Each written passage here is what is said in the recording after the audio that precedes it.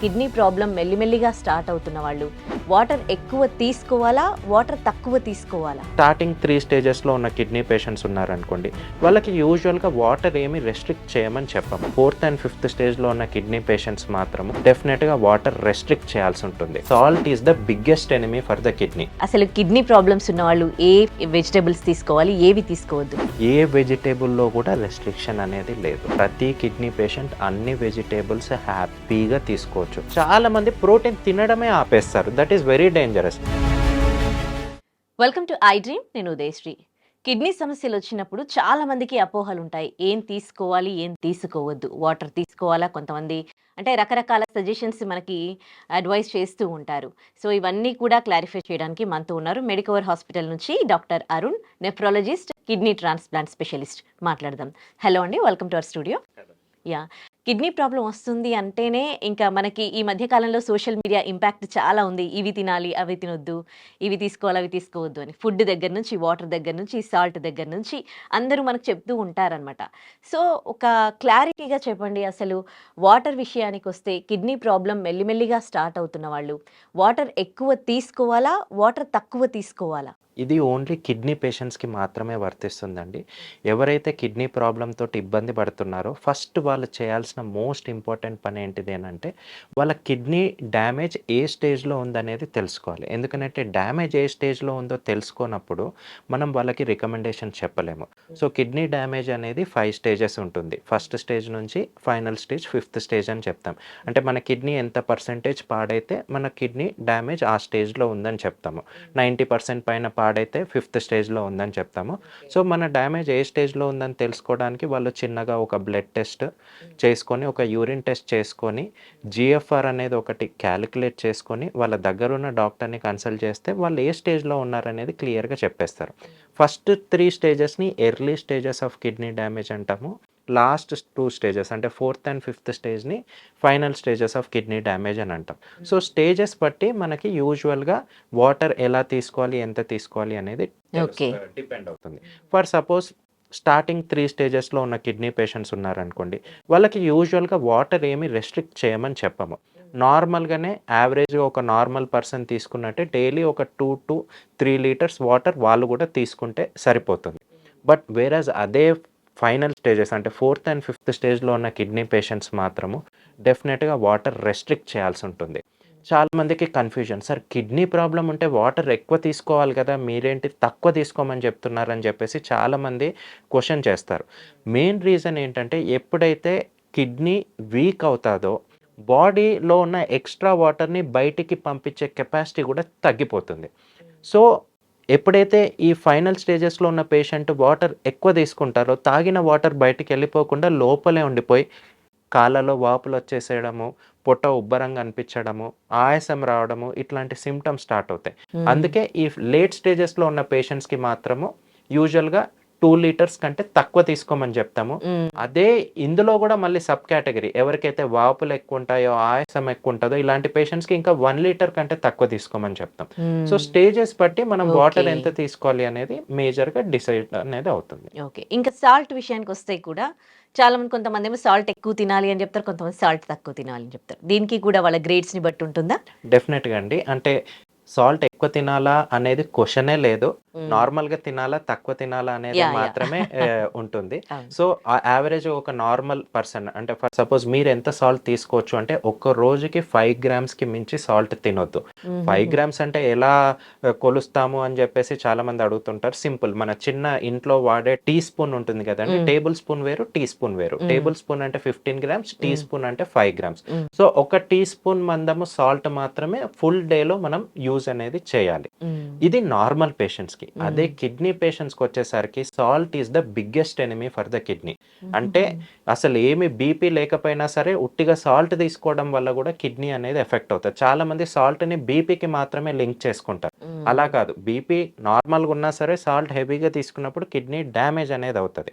So, వీళ్ళెంత తీసుకోవాలి అనంటే exactly normal పేషెంట్‌కి కంపేర్ చేస్తే అందులో హాఫ్ అంటే రోజుకి మాక్సిమం 2.5-3 గ్రామ్స్ అంటే హాఫ్ టీ స్పూన్ కంటే ఎక్కువ సాల్ట్ అనేది కన్జ్యూమ్ చేయొద్దు. ఇందులో ఇంకా లేట్ స్టేజెస్‌కెళ్తే ఇంకా వీలైనంత వరకు ఇంకా కట్ డౌన్ చేయమని చెప్తాం గానీ, బట్ యూజువల్‌గా అయితే ప్రతి కిడ్నీ పేషెంట్ హాఫ్ టీ స్పూన్‌కి మించి అంటే 3 గ్రామ్స్ ఆఫ్ సాల్ట్‌కి మించి తీసుకోవద్దు. ఓకే. ఇక ప్రోటీన్ విషయానికొచ్చినా, వెజిటబుల్స్ విషయానికొచ్చినా గాని, ఇవి తినొద్దు, ఇవి తినకూడదు అని జెప్తూ ఉంటారు. అసలు కిడ్నీ ప్రాబ్లమ్స్ ఉన్నవాళ్ళు వెజిటబుల్స్ తీసుకోవాలి, ఏవి తీసుకోవద్దు? And what about non veg? Okay. So, first ఇందులో ప్రోటీన్ గురించి మాట్లాడుకుందామండి. చాలా మందికి మిస్‌కన్సెప్షన్ ఏంటిది అనంటే కిడ్నీ ప్రాబ్లమ్ అనగానే ప్రోటీన్ కంప్లీట్‌గా మానేసేయాలి. అంటే అసలు ఏమి నాన్ వెజ్ తీసుకోవద్దు, ఏం వెజిటబుల్ ప్రోటీన్ పప్పులు గూడా తీసుకోవద్దు, పన్నీర్ గూడా తీసుకోవద్దు. అన్నీ విపరీతమైన రెస్ట్రిక్షన్ చేసుకుంటారు. నార్మల్‌గా గైడ్‌లైన్స్ ప్రకారం ఒక నార్మల్ మనిషి ఒక రోజుకి 1 గ్రామ్ పర్ కేజీ అంటే ఫర్ సపోజ్ మీరు 50 కేజీస్ ఉన్నారనుకోండి. మీరు నార్మల్‌గా 50 గ్రామ్స్ ప్రోటీన్ అనేది తీసుకోవచ్చు. అదే కిడ్నీ పేషెంట్స్‌లో మాత్రము కొంచెం తక్కువ. అంటే 50 కేజీస్ ఉన్న పేషెంట్‌కి ఓన్లీ 40 గ్రామ్సే ప్రోటీన్ తీసుకోమని చెప్తాం. అలా అని చెప్పి అసలు ప్రోటీన్ తినొద్దు అని చెప్పము. చాలామంది ప్రోటీన్ తినడమే ఆపేస్తారు. That is very dangerous. హుహుహు. చాలా మనకి ఇండియన్ రీసెర్చ్ ఏం చెప్తుంది అనంటే, normal Indian diet itself is very low protein diet. మనం ఎంతసేపు వెస్టర్న్ పాపులేషన్ తోటి, అమెరికన్స్ తోటి, ఇంగ్లీష్ వాళ్ళతోని కంపేర్ చేసుకుంటాం. వాళ్ళకేంటంటే డైలీ మార్నింగ్ లేచినప్పటి నుంచి నైట్ వరకి ప్రతి ఫుడ్‌లో నాన్ వెజ్, ప్రోటీన్ అనేది చాలా హై క్వాంటిటీలో ఉంటుంది. మనకలా ఉండదు. మనం తినే వీక్లీ వన్స్ నాన్ వెజ్‌కి, ఎప్పుడో ఓసారి తినే పన్నీర్‌కి మనం ఇంతగనం రెస్ట్రిక్ట్ చేసుకోవాల్సిన అవసరం లేదు. నన్నడిగితే అసలు ఏ కిడ్నీ పేషెంట్ కూడా ఓవర్‌గా కాషియస్ అయిపోయి ఎక్కువ రెస్ట్రిక్షన్స్ పెట్టుకుంటే అది ఇంకా బాడీకి ఇంకా డేంజరస్. ఎందుకంటే మన మజిల్స్ బాగుండాలన్నా, మన ఇమ్యూనిటీ బాగుండాలన్నా proteins are the one which play a major role. So, అసలు ఈ ప్రోటీన్సే తినకపోతే బాడీ బాగా వీక్ అయిపోతుంది. సో, మళ్ళీ చెప్తున్నాను టు ఆల్ కిడ్నీ పేషెంట్స్ అసలు ప్రోటీన్ రెస్ట్రిక్ట్ చేయాల్సిన అవసరం లేదు. యెస్ మరీ ఎక్కువ తినే అలవాటు ఉంటే వీక్లీ 3 టైమ్స్, 4 టైమ్స్ అలా తినే అలవాటు ఉంటే మాత్రం కొంచెం కట్ డౌన్ చేయండి గానీ, అస్సలు తినకుండా మాత్రం డెఫినెట్‌గా ఉండొద్దు. స్టార్టింగ్ 3 స్టేజెస్ పేషెంట్ మాత్రం అసలు ఆపాల్సిన అవసరమే లేదు. లాస్ట్ 2 స్టేజెస్ పేషెంట్స్ మాత్రం కొంచెం కాషియస్‌గా ఎంత తీసుకోవాలో అంత తీసుకుంటే సరిపోతుంది. ఓకే. ఇప్పుడు జిమ్ చేసేవాళ్ళు ప్రోటీన్ షేక్స్ తీసుకుంటారు గదా! మామూలుగా వేరే వర్క్ జేసేవాళ్ళేమో ఇంకా ఫుడ్ త్రూ వచ్చిన ప్రోటీన్సే. ఇది సరిపోతుందంటారా? జిమ్ చేసేవాళ్ళు తీసుకునే ప్రోటీన్ షేక్స్ అవి? అంటే ఇక్కడ చాలా మందికి కన్‌ఫ్యూజన్ ఏంటిది అనంటే బాడీ బిల్డ్ అవ్వాలి అనంటే జిమ్ చేసేవాళ్ళు చాలా హై క్వాంటిటీలో ప్రోటీన్ తీసుకుంటారు. నేను ఇంతసేపు ప్రోటీన్ మంచిదే అని చెప్పాను. But at the same time మరీ ఎక్కువ ప్రోటీన్ తీసుకోవడం గూడా కిడ్నీకి డేంజరస్. ఎక్కువ అంటే లిమిట్‌కి మించి. అదే ఫర్ సపోజ్ 60 కేజీస్ మనిషి ఉంటే 60 గ్రామ్స్ ప్రోటీన్ మాత్రమే తీసుకోవాలి. అలా కాదని చెప్పేసి డైలీ 120 గ్రామ్స్, 150 గ్రామ్స్ ప్రోటీన్ తీసుకుంటే మేబీ కొన్ని డేస్ వరకి కిడ్నీ మేనేజ్ చేసుకోగలుగుతది. బట్ అదలా కాదని చెప్పేసి రెగ్యులర్‌గా మనము వెరీ హై క్వాంటిటీస్‌లో ప్రోటీన్ తీసుకుంటే కిడ్నీ పైన ఎఫెక్ట్ పడే ఛాన్స్ ఉంటుంది.